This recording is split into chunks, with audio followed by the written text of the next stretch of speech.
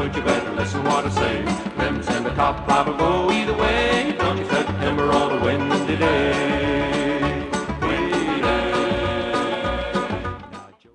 Welcome, viewer. If you're coming from my old head-to-head review on these two axes, I think this one is going to be much more useful if you're thinking of buying one of these axes, right? That old video turned out to be a fairly popular video, not for any reason of the video, right? I'm not sure it was very useful at all, honestly, but it is an enduring indication of the popularity of these two axes, right? A lot of people looking at the Trail Boss. A lot of people buy Trail Bosses, a lot of people looking at them, and it's kind of a value axe classic. And then we're going to compare it with another really cool looking axe, right? Kind of an iconic axe at this point, the Fiskars line of composite handle axes. Very popular, both of them, so welcome, welcome. On this channel, it's all axes all the time. We love axes. Axes are cool. That's all we do, really. So I hope you find this review more useful.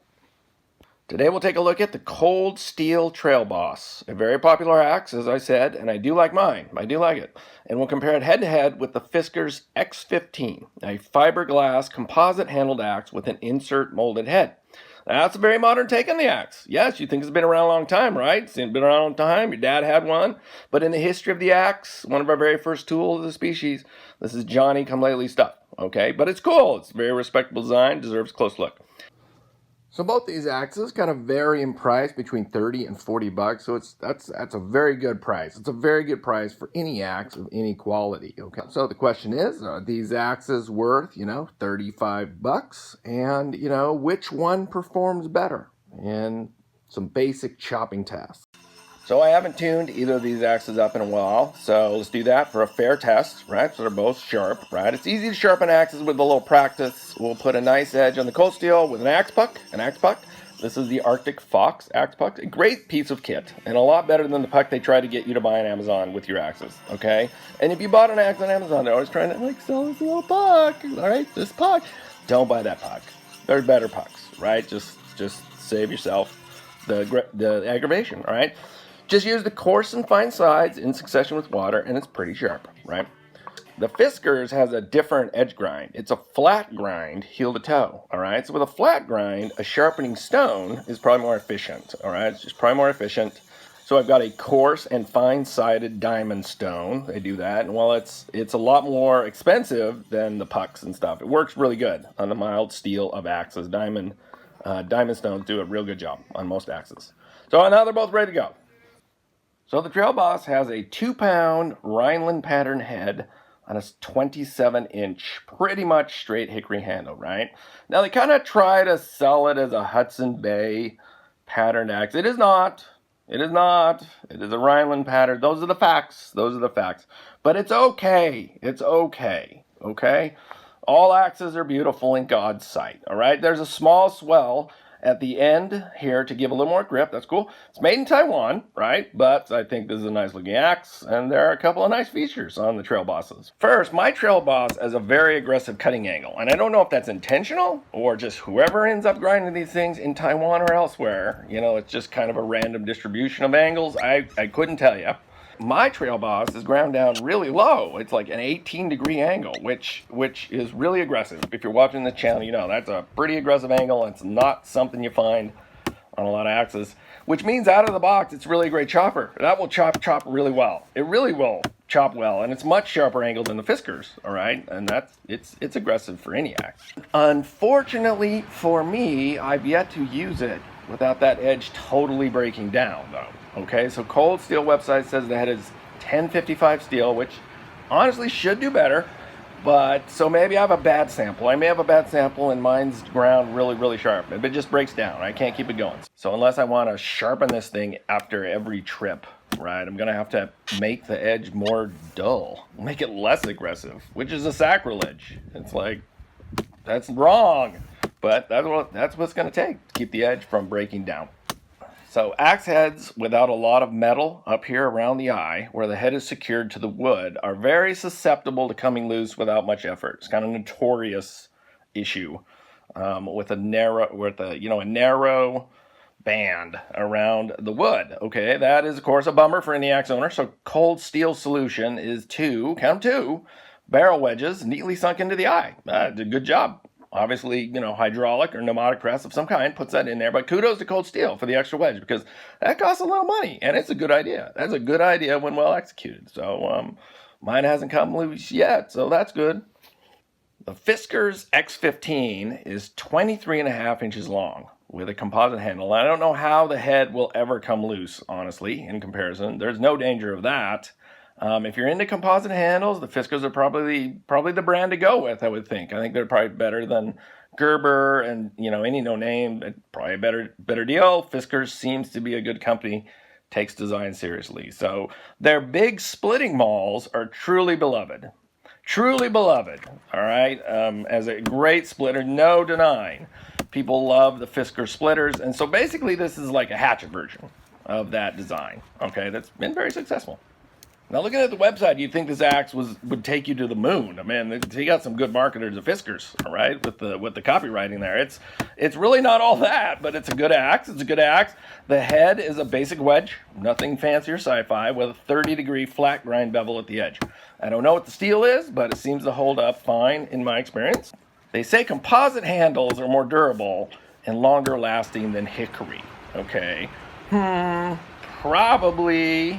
Yeah, in a landfill, but it's not nearly as pleasant to use as wood. I just don't think so, right? I have seen Fiskars handles break. Yes, I've seen pictures of them break, but it's very rare. It's very rare. It's super strong, no doubt about it. Holds up, obviously, in the back of trucks with UV rays shining on them for 15 years.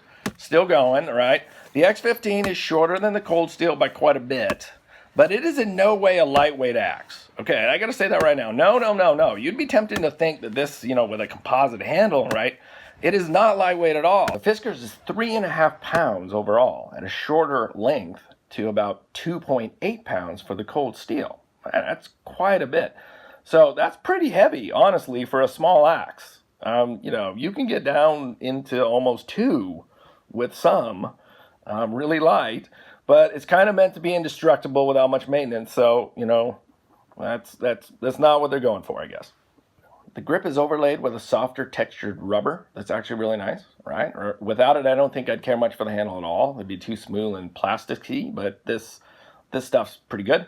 It has a comfy feel. It has a comfy feel and a nice little Scandinavian touch at the end here. This little knob at the end. That helps a lot. That gives the whole axe a good feel. That's a good addition, and I like that quite a bit. Are these guys worth $35? Yeah, absolutely worth $35. It should be a no-brainer. $35? Are you kidding me? Well, there are a few cheaper axes out there in this weight class, and we'll probably get around to reviewing them, but these are both solid buys, right? If you like what you see, you won't be disappointed. But which one performs better? And of course, that question is all about application, okay? It's application, but what is better? If you're a backpacker or a hunter, and weight is an issue because you have to carry it around in your pack, the Cold Steel by far would be my recommended pick, okay? Way more axe. For the weight, easily, okay? Longer handle, great edge sweep. I mean, that's the way to go if you're looking for lightweight. But if you're looking for something indestructible to have ready in the truck or to sacrifice at a Boy Scout troop outing, right? There's the test of the indestructible axe, right? A troop of Boy Scouts unsupervised, okay? I think the X15 would do great. It would defeat all the Scouts. Even the Scouts, try as they might, they would be defeated. You do get a very functional, if a bit ugly, sheath around the head, okay, it's a good thing because you really shouldn't transport axes without some kind of cover. It's dangerous and bad for the edge. Both are good limbers, okay? Both choke up pretty well. Both struggle with full-size logs due to their size, okay? Just due to their size, they would. Now, what about bushcrafting? Okay, bushcrafting is potentially good bushcrafting axes. Well, I mean, I have to ask at the onset, all right, can you be bushcraft with a plastic axe handle? Right? Aren't there policies and bushcrafting laws that prohibit that? I think there would. I think, what would happen is the bushcraft ranger would come along and you're out there with your plastic handled axe, right? He's got his big drill sergeant hat on and you will feel the weight of his disapproval, okay? He's going to cut a little edge off your bushcraft card. Every edge, all the edge is gone on your bushcraft card. The Lord giveth, the Lord taketh away. Okay, I don't know if you can risk that, but you do you, right? Baby, you were born to run, right? It won't be you. personally, I kind of think that makes you a bushcraft rebel. I think it does. But like I said, you do you. I kid. Okay, all right, I'm just kidding, right? There's no bushcraft ranger. Everybody bushcraft differently. And from a serious woodcraft task point of view, okay, I would say the Fiskars is actually the more comfortable carver, okay, for feathering, right, bringing ends to a nice point or whatever you want to do with it. I like carving with the Fiskars better. But for just wood processing tasks, like preparing your firewood, the Trail Boss is a very light, quick axe. It really is a pleasure to use. It's a light, quick axe. It's fun to swing. You know, and it does a good job with the chopping task. And I think probably because of its weight, the Fiskars feels a little clunkier. It feels a little clunkier is kind of how I would describe it. Still get the job done. Absolutely will get the job done. But, you know, the Trail Boss just has a nice swing to it. So final verdict, both these axes are great values. You get a great axe. I think I'd take the Trail Boss for chopping if chopping was on the agenda. It's a lot lighter to swing. It's a lot lighter to carry as well. Feels like a traditional axe. It really does. It's fun to use. It's also the one I loan people. Yes, anyone can borrow the Trail Boss, right? Everybody likes it. Anyone can use it. So it's a good axe for the value. The Fiskars X15, by comparison, makes a great kindling splitter, though. It really does. Great fireside splitter. It's nice with carving tasks as well. It's got a nice grip, even if it's very different than wood. And I am a bit of a sentimentalist, I suppose, with wood handles. Yes, you know, but not everyone is. So, nice choice as well. Okay, so I hope that was a more useful review. Help you in your buying decisions and appreciate these two great axes. Thanks for tuning in. Like and subscribe if you enjoyed this video. We keep up with axes, and it's axes all the time. That's what we do, right? We really like axes. So thanks for watching.